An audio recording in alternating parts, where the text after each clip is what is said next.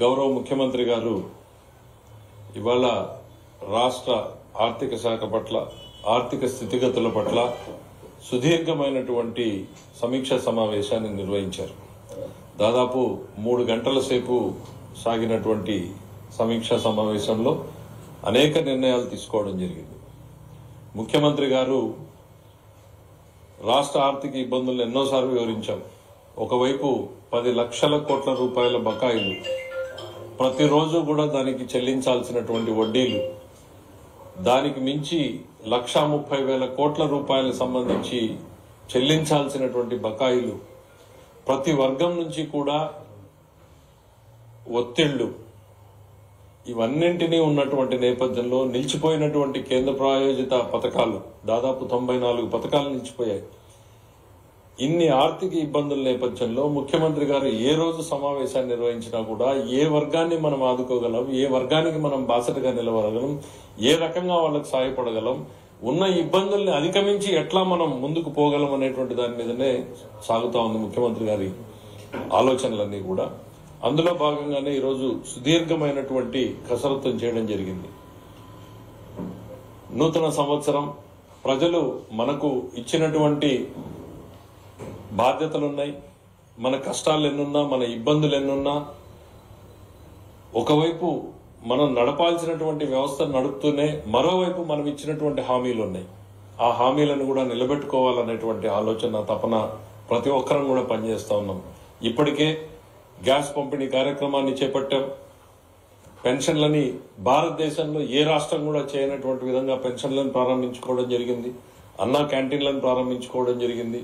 రాబోయేటువంటి రోజుల్లో తల్లికి వందనం కానీ, రైతులకు కానీ ఏ రకంగా ఎప్పుడు ఇవ్వబోతున్నాం అనేటువంటిది కూడా ఇప్పటికే చూచాయిగా వెల్లడించడం జరిగింది.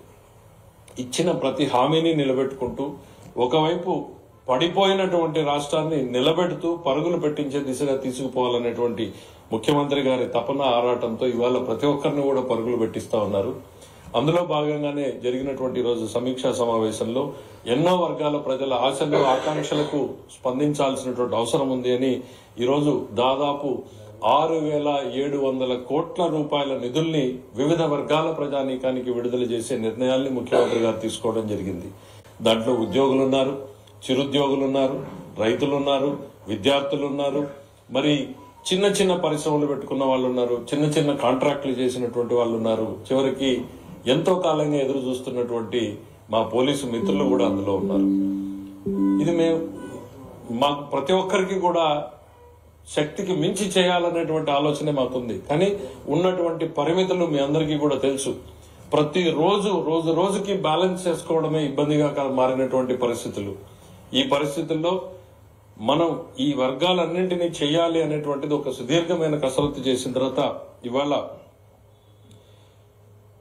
జీపీఎఫ్ ఏదైతే చాలా ఉద్యోగులది పెండింగ్ ఉంది, వాళ్ళ జీపీఎఫ్ పెండింగ్ కానీ ఈరోజు 519 కోట్ల రూపాయలని విడుదల చేయడానికి నిర్ణయం తీసుకోవడం జరిగింది. అంటే మా దగ్గర ఉన్నటువంటి బకాయిల్లో నుంచి ఈ 519 కోట్ల రూపాయలని విడుదల చేస్తున్నాం అనేటువంటి విషయంగా ఈరోజు నిర్ణయం తీసుకోవడం జరిగింది. అట్లానే చాలా కాలంగా ఆ పోలీసు మిత్రులు ఎక్కడ కనపడినా కూడా ఎంతో ఆతృతగా అడిగేటువంటి పరిస్థితి ఉంది వాళ్ళ సరెండర్ లీవ్ ఎన్కాష్మెంట్ గురించి. ఎందుకంటే ఎంతో కష్టపడేటువంటి ఫోర్స్, సెలవుల్ని ఉపయోగించుకోకుండా ఆ సెలవుల్ని కూడా ప్రజల కోసం, సమాజం కోసం ఉపయోగించుకునేటువంటి ఆ పోలీసు మిత్రులు ఆ లీవ్ ఎన్కాష్మెంట్ కూడా 2 బకాయిలు ఉండిపోయినటువంటి పరిస్థితి గతంలో మళ్లీ వచ్చినటువంటి కూడా కంటిన్యూ అవుతా ఉంటే ఈరోజు ఒక ఇన్స్టాల్మెంట్ విడుదల చేయాలి అనేటువంటి నిర్ణయాన్ని కూడా గౌరవ ముఖ్యమంత్రి గారు తీసుకోవడం జరిగింది. దీంతో పాటు సిపిఎస్ కాంట్రిబ్యూషన్ కి సంబంధించి దీనికి సంబంధించి ఎంత అమౌంట్ అంటే 214 కోట్లు అప్రాక్సిమేట్లీ ఇవన్నీ. ఎందుకనంటే మన